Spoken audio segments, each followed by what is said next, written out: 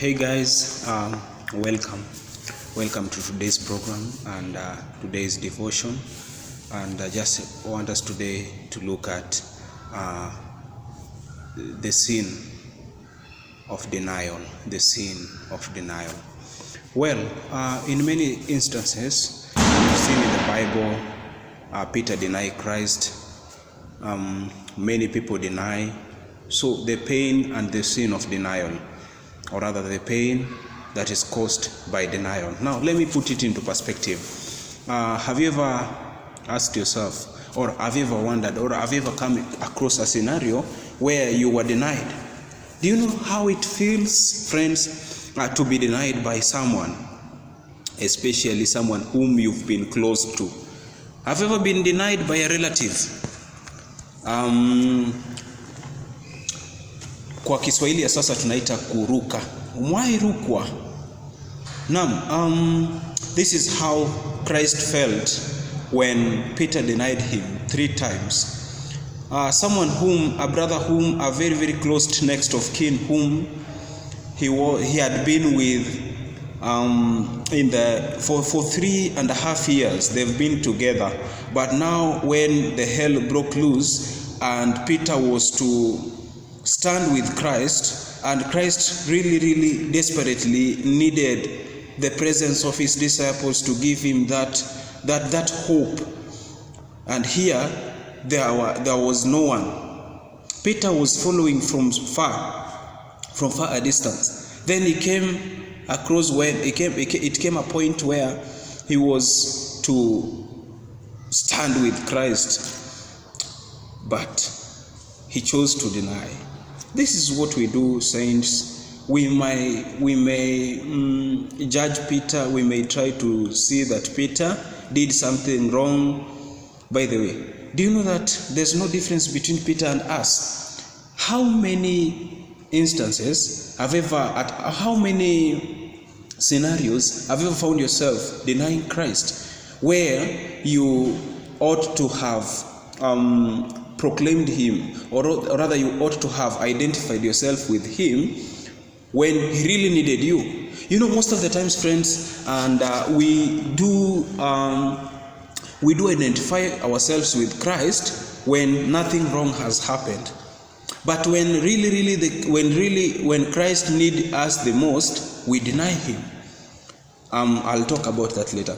But there's what I've seen in the Bible when I read the Bible, in the book of Matthew. It says, and even in the book of Mark, it says that fear not the one who kills fear not the one who kills the flesh, but cannot kill the soul. So the person whom you should fear and you should be afraid of is that person who can kill the soul and the flesh together in a fire. Let me explain. And it goes ahead and says, it goes ahead and say that whoever shall try to save his own life will lose it, but whoever will lose his life because of Christ will save it. Now, let me break it down further.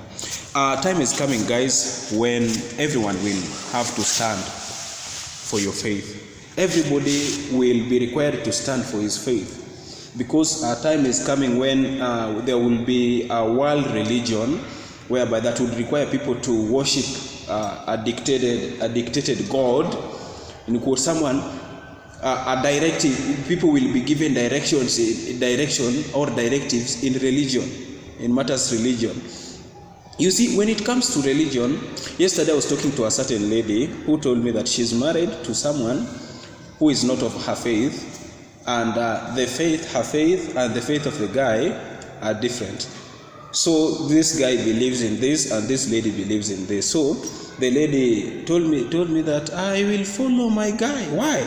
Because a woman is the one to follow who? Then I told the lady, I pitied the lady and I told her, do you know that in matters of faith, it doesn't apply that way, because you will not stand with your husband. You will not say that I was with my husband And so I'll stand with my husband in the judgment day. There comes a time, guys, when you should stand firm for your faith. You should not allow anybody to get between you and God.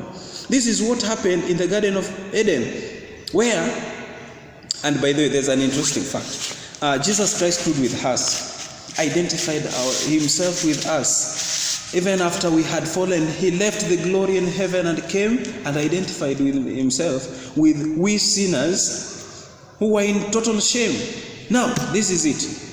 In the Garden of Eden, Adam hearkened unto the voice of his wife and failed to hearken unto the voice of God. So he decided that I would rather die with my wife. And now the Lord is telling Adam that because thou hast hearkened unto the voice of this wife that I gave you, now this and this and this will happen to you. And that is how the earth was cursed. Now listen, guys. Peter denied Jesus in two scenarios. He denied him 3 times, but there's a way in which he denied him when Paul talks about it. I don't know, it is in one of the epistles of Paul. He says that there was a time when Peter, when they used to eat with the Gentiles, they used to identify themselves with the Gentiles. Then suddenly Peter decided, and he decided to, when he saw the Jews approaching and the wrath of the Jews and the way the Jews viewed the Gentiles was unwanting. Now Peter didn't want to identify themselves with the Gentiles whom Christ is identifying themselves with. So he decided to, because they were eating together and it is against the law and the customs of the Jews. Now when he saw the Jews approaching, he acted weirdly. Yani alifanya vitu zingine za kiajabu, yani kumkana Yesu. That is kumkana Yesu, because Jesus Christ is identifying themselves with the Gentiles. Now here Peter anataka kujiidentify na nani? With the Jews, because he feared the wrath of the Jews. Now in many instances we've denied Christ even in our salaries. It comes a point when mambo ni magumu, guys, and you see you have to make decisions. But we deny Christ. We deny him totally. We fail to identify ourselves with Christ. Now, let me stop there because of time, and I know that I'll come back with more with a segment portion 2 where we'll look now in the scriptures and see what the Bible has to say with people who do what? Who deny Christ in their lifestyle, in their daily activities. Many youths fear to walk with the Bible. Why? Because they fear to be called pastors. You see, anyone who is walking with the Bible outside there, people will start mocking you. Pastor. And many youths, when wako kwa rende zao, Waswahili hao nini, Toshengo wanasema mbogi, wako kwa mbogi yao, they don't want to identify themselves with Christ in those mbogis. I don't know what that means. They don't want to identify themselves with Christ. They don't want to speak about this Christ. Now, guys, I'll come back with segment number 2 to see how we normally or we usually deny Christ in our daily life.